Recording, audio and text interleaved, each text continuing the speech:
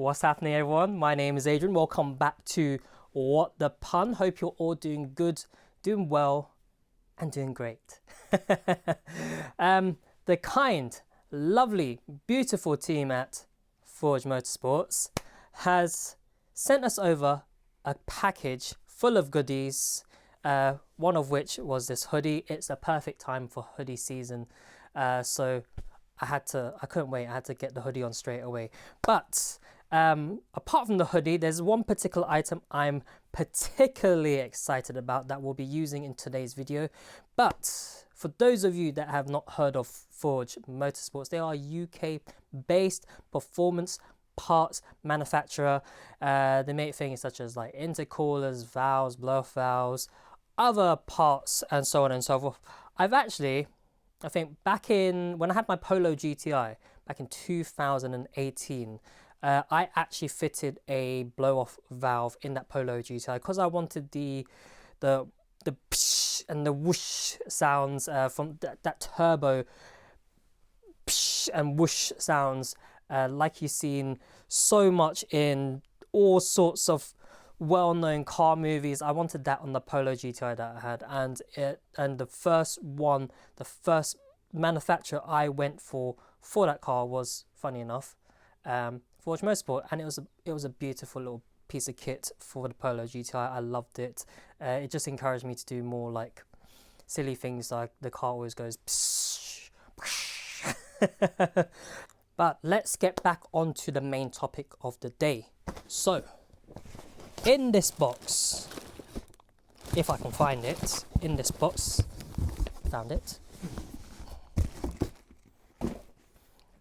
This box right here. This here is a E-Diverter valve from Forge Motorsports, which I'm very excited to put onto the S4, the Audi S4. But before we get into that, let me take a little moment to explain why I would want to replace the stock diverter valve with Forge Motorsports E-Diverter valve, and kind of explain quickly on the topic of what the diverter valve actually does in your car. Oh, before we get onto that, quickly, if like me you're looking to get hold of a E-Diverter valve or any other parts from Forge Motorsports, be sure to use my discount code WTP10 for 10% off most products on their website. Bear in mind, some exclusions do apply. But yeah, what exactly does a diverter valve do in your car's turbo system? Let's quickly run over it before we get into the work. Here's a really quick breakdown of what a diverter valve actually does. On a turbocharged engine, when you lift off the throttle, like between gear changes, the turbo's still spinning and making boost, but the turbo plate suddenly closes. That trapped pressure has to go somewhere.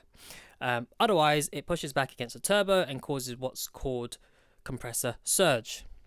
The diverter valve then steps in and releases that excess pressure safely, sending it back into the intake system so that the turbo can keep spinning freely and be ready to make boost again as soon as you're ready to go back on the throttle. Hope that all made sense to you all, but if you're after a much better explanation with visuals and everything, then I know a great video by Deutsch Auto Parts. I have the link up here. But anyways, I think we're ready to take a look at this E-Diverter valve.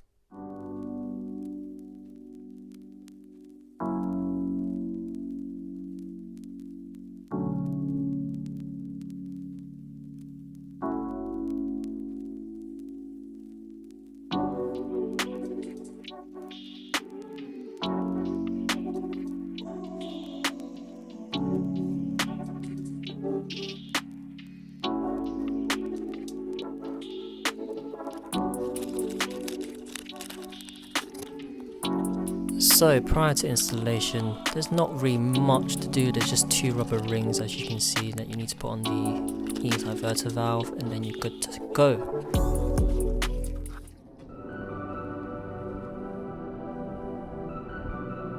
To start off with, pop off your engine cover.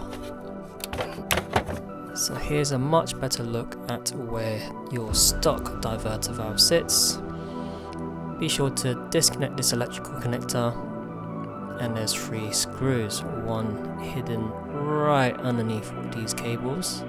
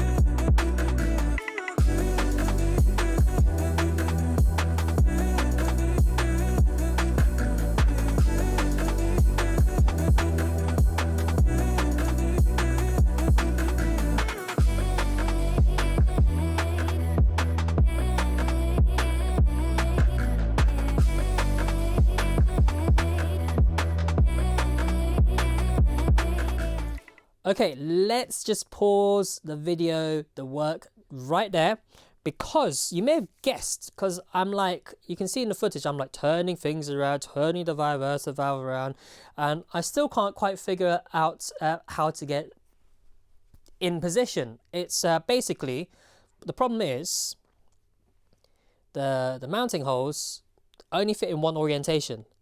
And the problem is, in that orientation, that position, the connector and the turbo housing, they get in each other's way. So I can't screw this down in that position because this and the turbo housing, won't make it. And if I force it, this is just going to end up damaging the connector. So I had to reverse everything I've done, put the original diverter valve back in, and basically contact my guy, Zach, from Forge Motorsports to say, hey, I'm struggling, please help. Maybe we can swap it for a different one. But we figured it out. We figured out why I can't fit this in. I can continue fitting this in today. It's a few days later, just to let you know, because I've also got a haircut. My hair looked really scruffy in that last footage. But we can fit this in now because I'm stupid.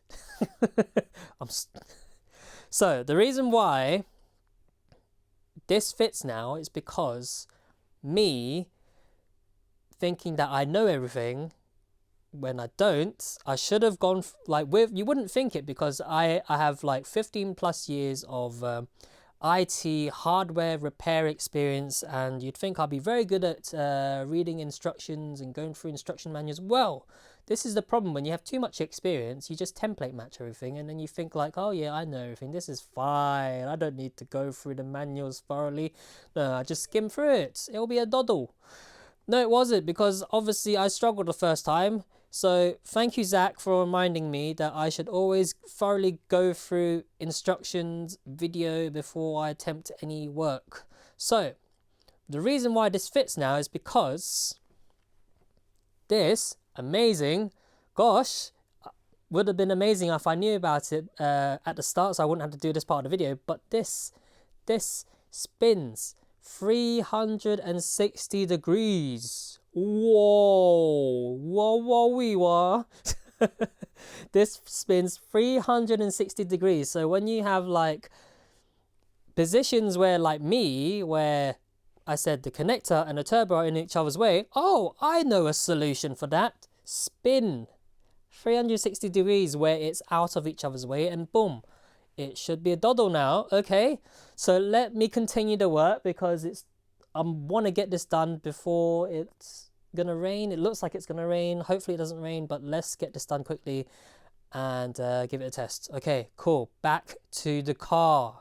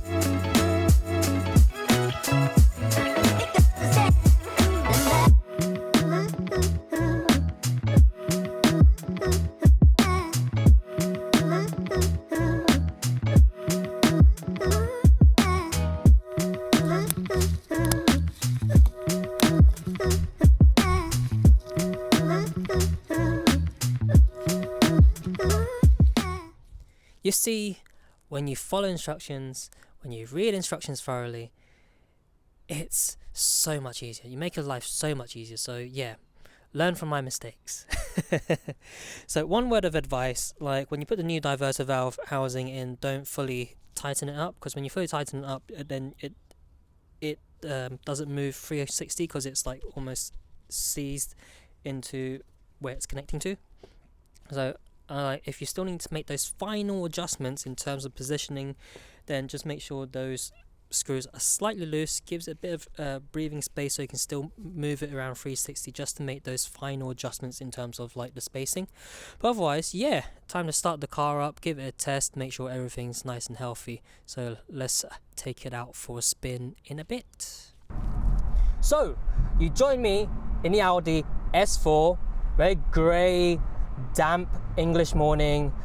We've had some terrible weather over the past few days, most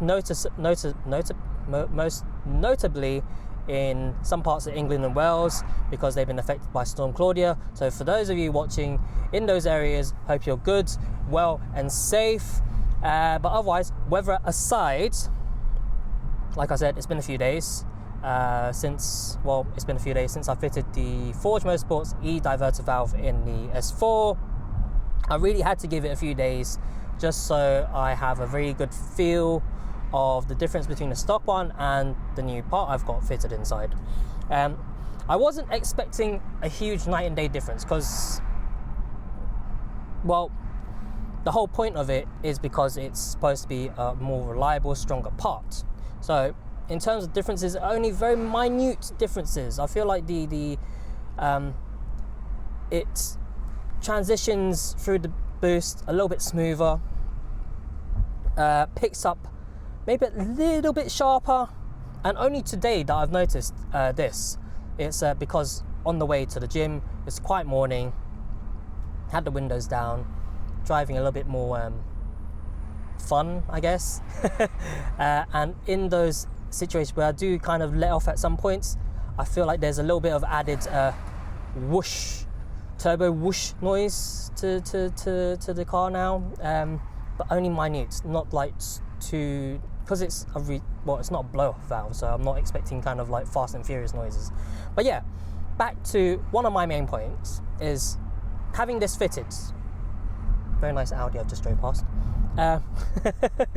Having this fitted, I was not expecting like performance gains, like night and day difference between the like the stock and this one.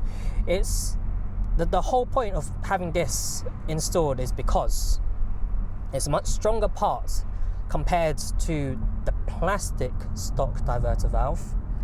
And when and if I'm ready to ever tune the S4, add more gains, that diverter valve is ready for more boost. It's strong enough to support more boost, whereas the plastic one, there is that risk where there's more gains, more power. It can fail, it can break. It's plastic at the end of the day. So let me reiterate it one more time. I've got a stronger part in the car now. Very subtle changes in performance that I wasn't expecting. And I know when I'm ready for more power, that E-Diverter valve is good for it. So, if like me, you're after a stronger E-Diverter valve from Forge Motorsports, remember I've got that discount code WTP10, gives you 10% off. Also on other products as well, but there are, like I said before, some exclusions do apply. But yeah, if like me you do have the Forge Motorsports E-Diverter valve, or even like any other aftermarket E-Diverter valve, how's it been for you? Let me know in your comments box down below how you've been getting on with the E-Diverter valve, and especially if you've also tuned your car. How has it been? How has that stood up? How has it performed?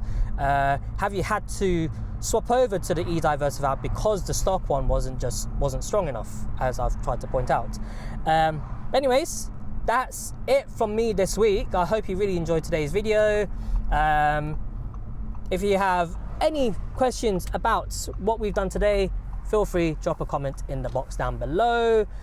Do make sure to drop a like, a subscribe if you're enjoying the content. And from me this week, that will be all. I will see you all next time. Take care, love you, bye bye.